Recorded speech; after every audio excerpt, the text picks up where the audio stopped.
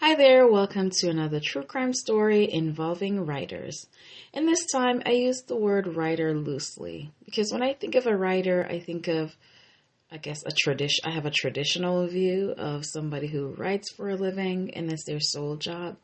But this guy is a writer, but he's a writer among other things. So I use writer, or I guess writer could be used loosely in this case. So today the case that we'll explore is that of Krystian Bala. He's a writer who had the audacity to try to pass off a murder that he committed as a work of fiction. And when I first heard about this case, I just wondered if there were any warning signs, any changes in his behavior, any clues in his childhood. Were there any signs leading up to the horrific events that people could point to that maybe this was an indication that he would later, do these type of things. And so we'll just talk a little bit about his childhood and his personal life and ideology, and then about the murder and how that played out. So Krystian was born into a stable family and a loving one by all accounts. He was the older of two children, so he has a younger brother. When Krystian was 15, it is said that his family moved closer to extended family in his mom's small rural hometown.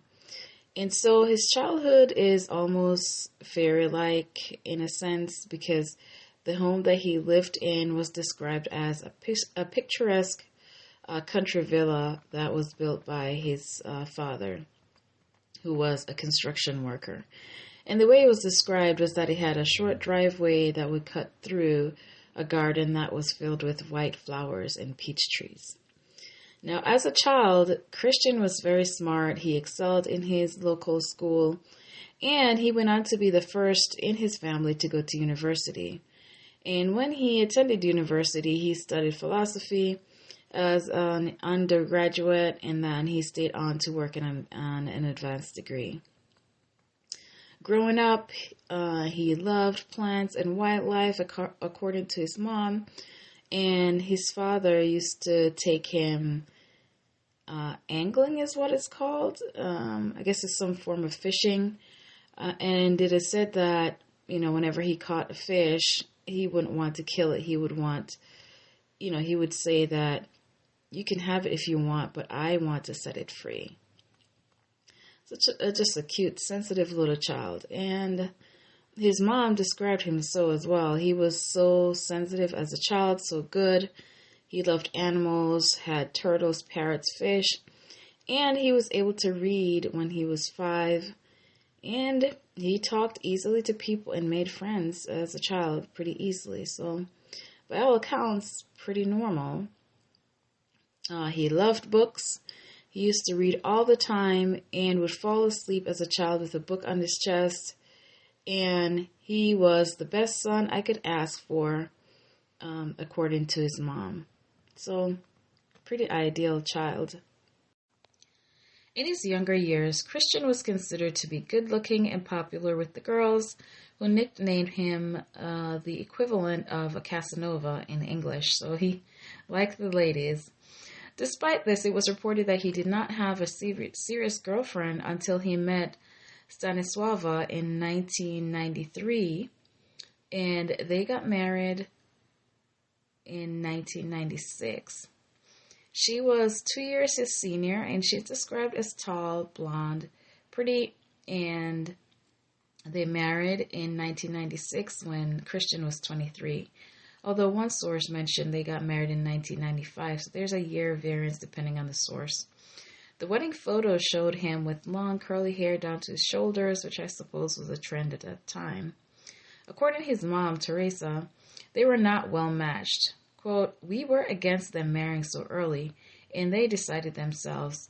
I think he had too much responsibility too young." End of quote.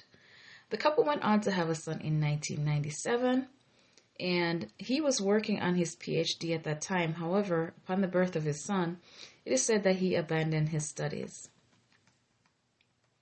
Krystian spent 1992 to 1997 at the University of Wrocław, where he was studying philosophy, and he was considered one of the brightest philosophy students.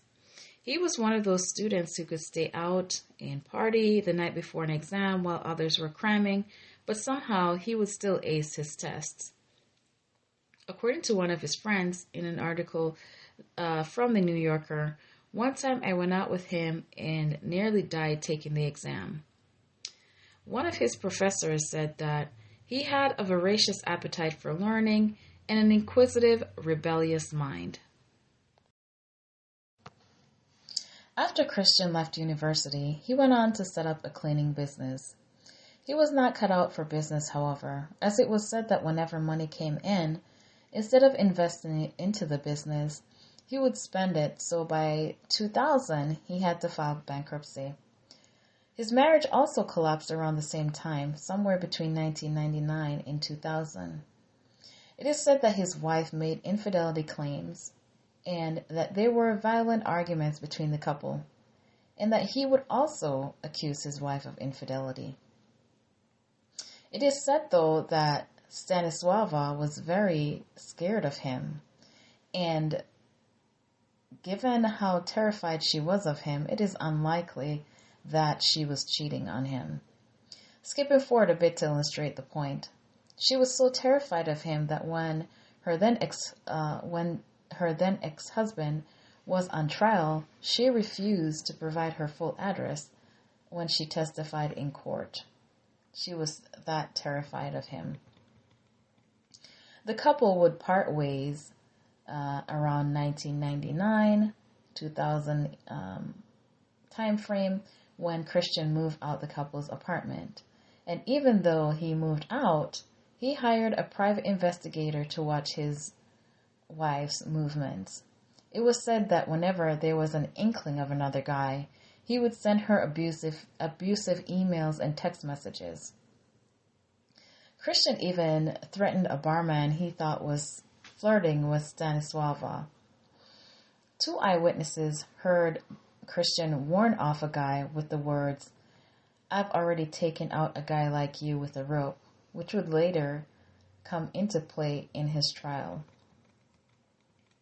After his divorce, Krystian left Poland and traveled around the world to the United States, later in Asia, where he was teaching English and scuba diving, but not before killing his ex-wife's love interest.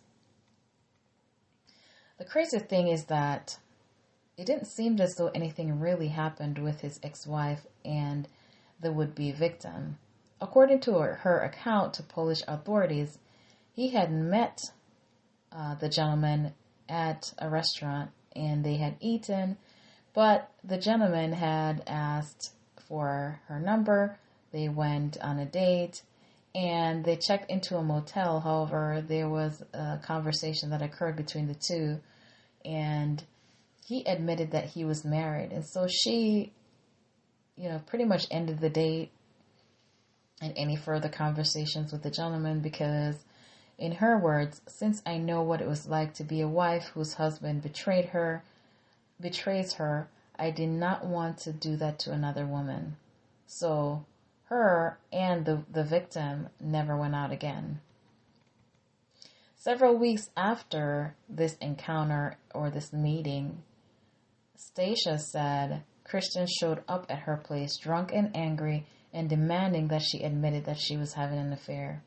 It was said that he broke down the front door and that he yelled at her, that he had hired a private investigator and that he knew everything. He also mentioned that he had visited the gentleman's office. He described him to her, and he also said that he knew which hotel they went to and what room they were in. Later, upon discovering that the gentleman, the victim in the story, was missing, his wife asked him if he had anything to do with it, which he said no. And she did not question it any further because, from what she knew of him, she didn't think that he was capable of murder. Krystian would often stay at his parents' house while at university, and it is said that he would bring home tons of philosophy books. so much so that there would be books lining the hallways and filling the basement. His professor was not kidding about his voracious appetite for learning. Krystian was drawn to the radical arguments of Ludwig Wittgenstein, who believed that language, like a game of chess, is essentially a social activity. Krystian would refer to Wittgenstein as my master. He also followed Friedrich Nietzsche, who believed that there are no facts, only interpretations, and that truths are illusions that we have forgotten are illusions. Krystian was also drawn to French postmodernists such as Jacques Derrida and Michel Foucault, but took a particular interest in Derrida's notion that language was too unstable to pinpoint any absolute truth, and that human identity itself is the malleable product of language. Krystian basically built a belief system by pulling things here and there from different philosophers and putting his own twist on them for his own gratification. For example, to amuse himself, he would create stories about himself. Let's say an adventure in Paris, a romance. Then he would try to convince his friends they were true. He would tell stories about himself, one of his friends said. If he told one person and that person told someone else who told someone else, it became true. It existed in language. Krystian even had a term for it. He called it mythocreativity. After a while, his friends had trouble distinguishing his real character versus the one that he invented. What really happened versus what was made up. Talk about misinformation. In an email to a friend, Krystian said, quote, "If I ever wrote an autobiography, it will be full of myths," end of quote. Not quite sure when this was said, but it seemed as though this could be a setup for his actions to not be believed, or to create the same issue that he was having with his friends when he made his stories up. Could this have been maybe an alibi that he was starting to weave, a narrative that he was starting to create? Did he have intentions of doing things that he would then point back to, things not being true, or potentially the statements that he was making to his friends to be called into question? Krystian also believed himself to be an enfant terrible who sought out Foucault, who had a notion called limit experience. He wanted to push the boundaries of human existence in language, pretty much break free of all the conventional societal behaviors, including taboo on sex and drugs. He also extensively studied the works of Georges Bataille, who vowed to brutally oppose all systems and who at one point contemplated carrying out human sacrifices. Krystian would boast about his drunken visits to brothels and about his promiscuity, claiming that he hated conventions and was capable of anything. He insisted, quote, "I will not live long, but I will live furiously," end of quote. Most of his acquaintances and colleagues thought his beliefs and utterances were ridiculous, but there were some who were mesmerized by them. Those close to him regarded his tales simply as playful confabulations. One can see how these ideologies could be problematic if taken as gospel or taken to the extreme.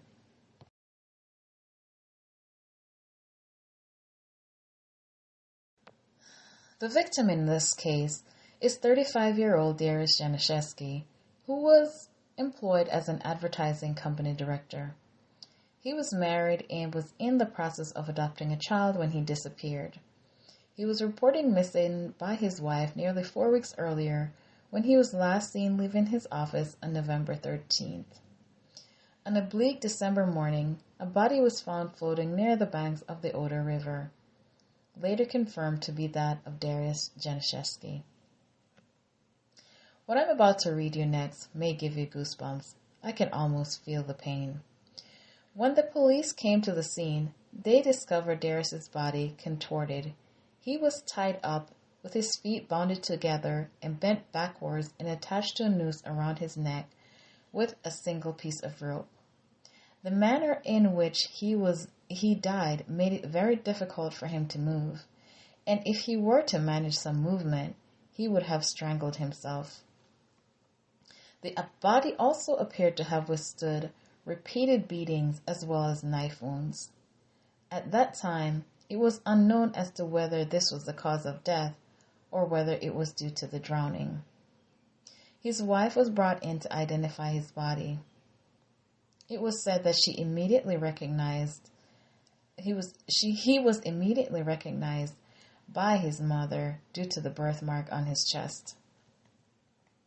It was determined that his body showed signs of torture, and the pathologist determined that there was very little food in his intestines, which suggested that he was starved for days prior to his death. The investigation into this gruesome murder would stall due to lack of leads. The Januszewski case was about 3 years old when the authorities began looking at the case again in the fall of 2003.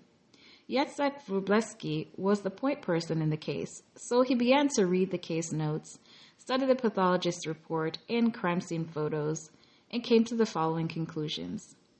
Given the level of brutality, the perpetrator or perpetrators had a deep grievance against Darius.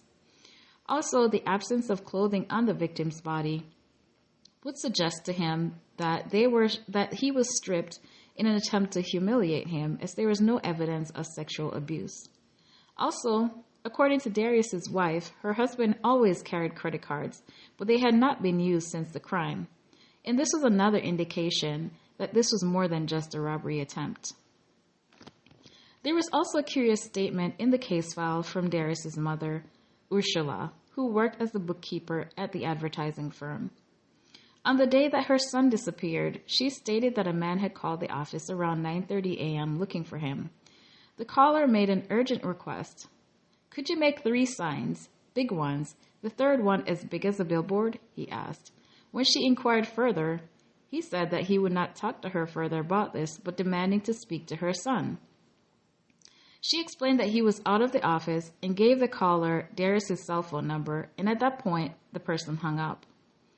He never identified himself. However, Darius' mom felt that he sounded professional.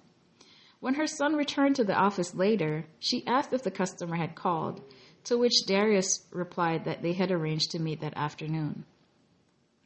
According to the receptionist in the building, who was the last person to see Darius alive, he left the office around 4 p.m. on foot, which the family considered unusual.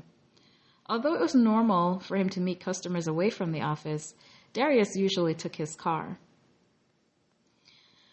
At some point, the investigators decided to check into the phone records and discovered that Darius's office phone, when the call was made, it originated from a phone booth down the street. Records also indicated that less than a minute after the first call was made to the office, a call originated from the same booth to Darius's cell phone, which seemed to link this person to both phone calls. This was insufficient evidence as far as who the perpetrator was, and so the police squad assumed that the perpetrator was male, one, because of the phone call that was made to Darius's mom, who identified him as a male person, and then they theorized that the person must have studied Darius's business routine and have known how to lure him out of the office. As Jacek, or Detective Wróblewski, pored over the case files, he realized at one point that Darius' cell phone was never found. So he decided to see if he could trace the phone. And with the help of their telecommunications specialist, they contacted Darius's wife for the serial number and began a search for that data. To their surprise, they soon found a match. They found a cell phone with the same serial number being sold on a site called Allegro. I'm hoping I'm pronouncing that right. This is an internet auction site similar to an eBay. And that was posted to the site 4 days after Darius disappeared. The seller had logged in as Chris B., who investigators would later learn was none other than Krystian Bala. It was inconceivable to authorities that a murderer would orchestrate such a well-planned crime only to sell the victim's cell phone on an internet auction site. Then again, it was possible that Krystian could have gotten it from someone else, purchased it from a pawn shop, or even found it on the street. But then why not turn it in, or maybe even donate it? Krystian Bala had since moved abroad and could not easily be reached. And as they were going through his background, they discovered that he had recently published a book called Amok. Krystian finished the book towards the end of 2002. He had given Chris a biography similar to his own, blurring the lines between the author and the narrator. The main character, Chris, who narrates the story, is a bored Polish intellectual who, when not musing about philosophy, was drinking and having sex with women. When the book came out, he even posts sections of the books on blogs, and during discussions with readers, he would write his comments under the name Chris as if he were the character, and that the character was responding to the comments. After the book came out in 2003, an interviewer asked him, "Some authors write only to release their Mr. Hyde, dark side of their psyche. Do you agree?" Krystian joked in response, "I know what you are driving at, but I won't comment. It might turn out that Krystian Bala is the creation of Chris, not the other way around." The book was not well received, partly due to the vulgarity. Few bookstores in Poland carried the book. While there were some who gave positive feedback on the book, most readers considered the book to be without literary merit. It was reported that one of Krystian's friends even called it rubbish. One of his philosophy professors opened it and was just stunned by the crude language, which was an antithesis of straightforward intellectual style of papers that Krystian Bala had written during university. Could this have been a clue that something was not quite right with Krystian? Despite the criticisms, though, Krystian was confident that it would eventually find its place among the great works of literature. Quote, "I am truly convinced that one day my book will be appreciated," he said. "History teaches that some work of arts have to wait ages before they are recognized." And as the detective made his way through the book, he found some curious correlations between the case and the story. In finding that Krystian had published a book, Detective Wróblewski decided to look through the book. Wróblewski was struck by the killer's method. Quote, and this is an excerpt from the book, "I tightened the noose around her neck." Then it occurred to Wróblewski that the killer's name was Chris, which is the English version of the author's name, Krystian. It was also the name that Krystian Bala had posted on the internet website when he posted the listing for the phone. These coincidences piqued his interest even more. Krystian did change up a few details, though. The victim, Mary, who was murdered in the book, her murder resembled the killing of Darius's, but the gender was different. Also, the victim in the book was a friend of the killer. While there was a noose around Mary's neck, she was stabbed with a Japanese knife, and Darius wasn't. Another detail that the detective found interesting in the book was one in which Chris said, "I sell the Japanese knife on an internet site," which is similar to real-life events, as Krystian had sold Darius' cell phone on an internet site. What made this a little bit more interesting is that the police had never released this detail to the public. Detective Wróblewski and his team shared his suspicions with his squad and handed out copies of the book and assigned everyone a chapter to interpret to try to find clues, coded messages, or any parallels to reality. During this time, Krystian was still living outside the country, and so they had to be careful in not letting any of their suspicions out. And so they decided not to contact anyone close to Krystian or interrogate anyone close to Krystian so the information would not get out. Also, for a time, the police had to refrain from questioning his family as well. And so instead, they decided to comb through public records and talk to more distant associations of Krystian. constructing a profile as they went through, which they also compared to the profile of Chris in the book. Detective Wróblewski kept an unofficial scorecard of the similarities between Krystian and his fictional namesake. Both Krystian and Chris were consumed by philosophy, had been abandoned by their wives, had a company go bankrupt, traveled the world, and also drank too much. Detective Wróblewski knew the details in the book did not qualify as evidence, in that they had to be corroborated independently. Thus far, the only evidence that they had linking Krystian to the victim was a cell phone. In February of 2002, a Polish television program, similar to America's Most Wanted, solicited the public's help in solving the crime. They aired a segment devoted to Darius's murder, and afterwards they posted the show on the website, as well as latest news and progress of the investigation, and also asked for tips there. The authorities carefully analyzed the responses. Over the years, hundreds of people visited the website from places as far away as Japan, South Korea, United States, but no leads.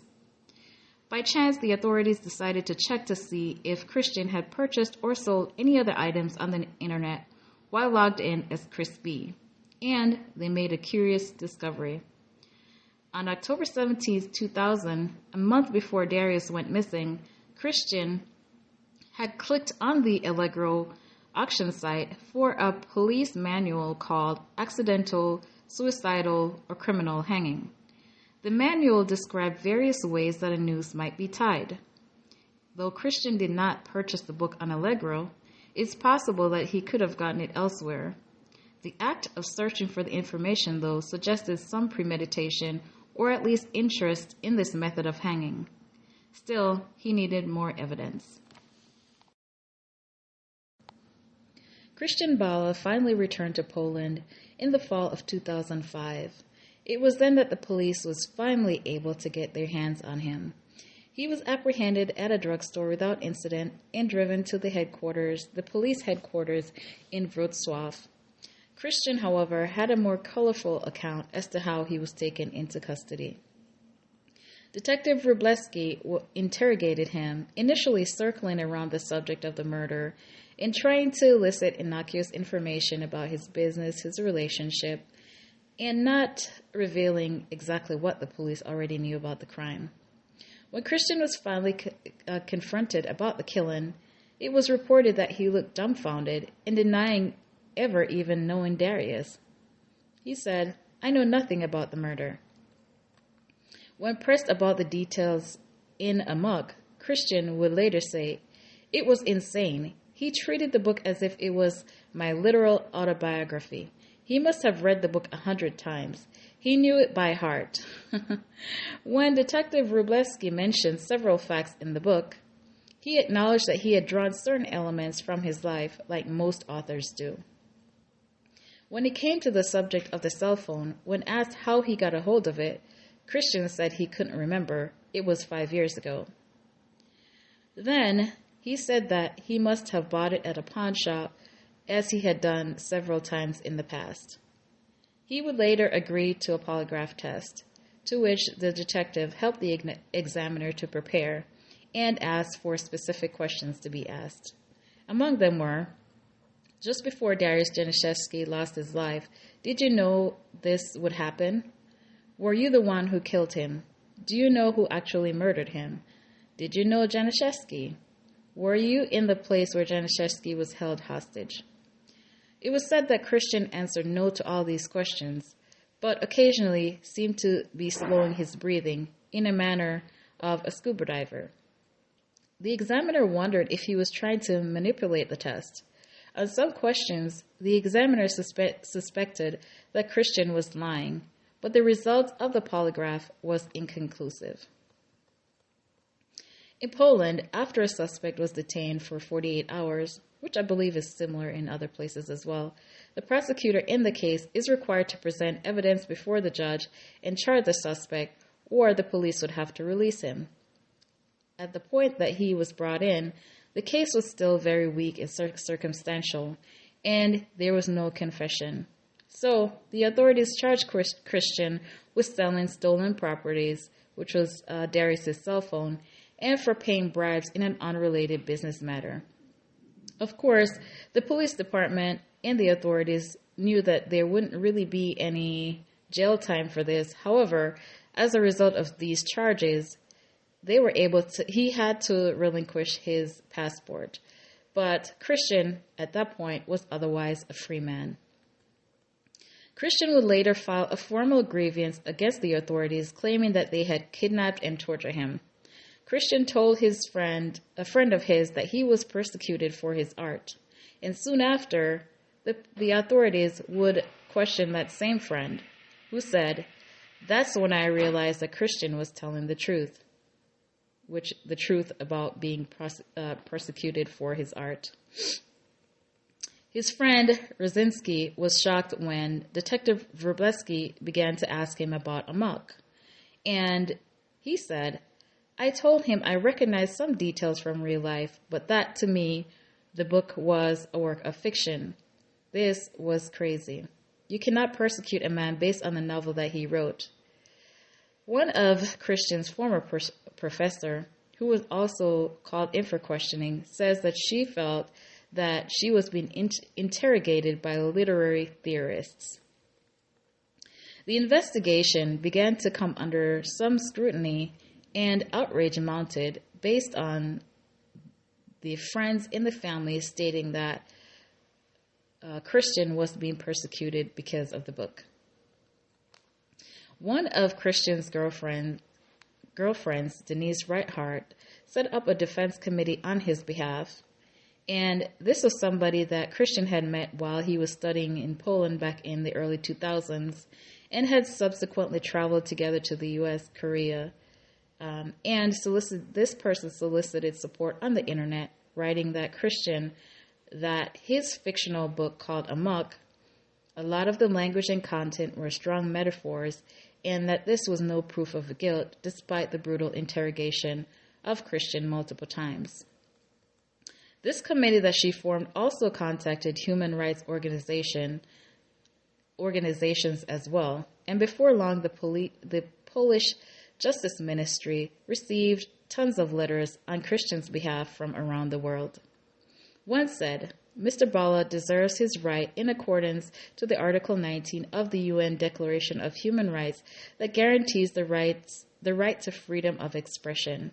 We urge that you ensure there is an immediate and thorough investigation into his kidnapping and imprisonment, and that all those found responsible are brought to justice." Krystian had claimed that he had been brutalized and kidnapped by the police. The Polish authorities launched an internal investigation into Krystian's allegations of mistreatment. In early 2006, after months of probing, the investigators declared that they had found no corroborating evidence of this. Meanwhile, Krystian Bala was unable to leave Poland. Detective Wróblewski and the team began to question the suspect's closest friends and family. Most of his friends and family had positive feedback. One described him as a bright and interesting man. Actually, this was a former girlfriend who said this. Krystian had received references from past employers from an English instruction school in Poland who described him as intelligent, inquisitive, easy to get along with, and that praised his keen sense of humor. As authorities dig deeper into his past, the opposite became apparent. A darker picture of Krystian's life began to emerge, and some of which were mentioned earlier.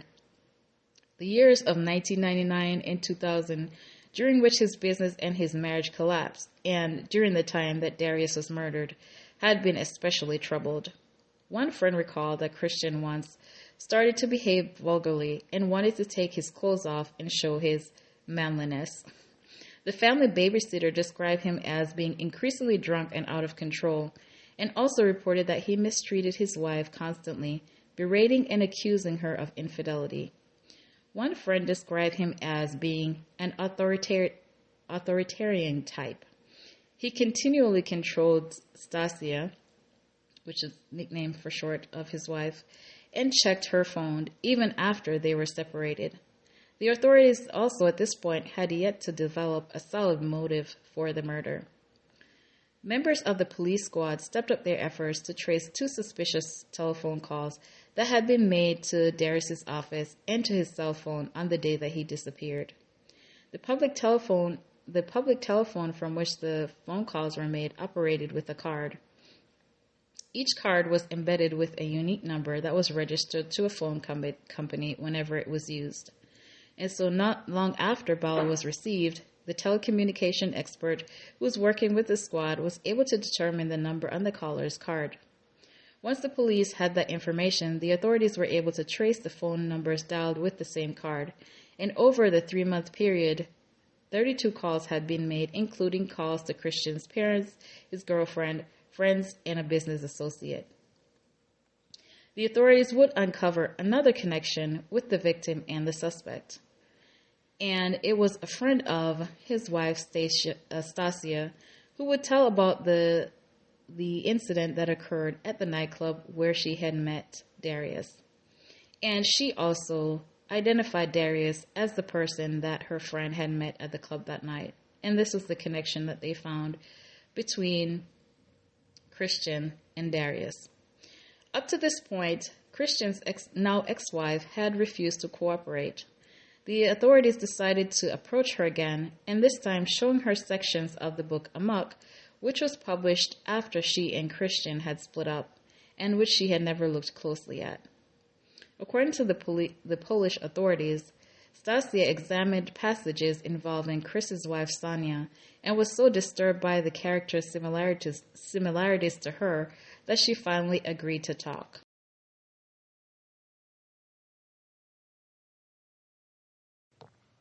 In September of 2007, Krystian Bala was found guilty of coordinating the torture, semi-starvation, and eventual murder of Darius Janiszewski, and much was made of his apparent superiority complex. 2 independent psychologists found that he had a high IQ and was mentally accountable for his actions, but diagnosed a narcissistic emotional disorder that left him incapable of empathy. And he also had an extreme hatred of criticism.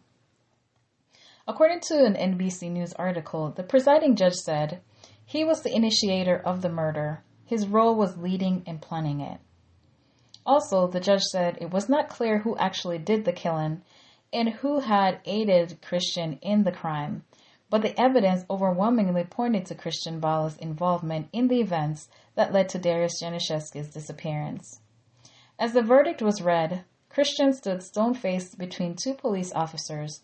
He showed no emotions, but occasionally glanced at his mother, who sat in the back of the courtroom. Krystian and his family and lawyers said they planned to appeal the decision, which they did in 2008. Krystian Bala was granted a new trial, but was found guilty again and continues to serve his 25-year sentence. Krystian Bala could have gotten away with the murder, but thankfully for the Janiszewski's family, he was too egotistical to get away with it in silence.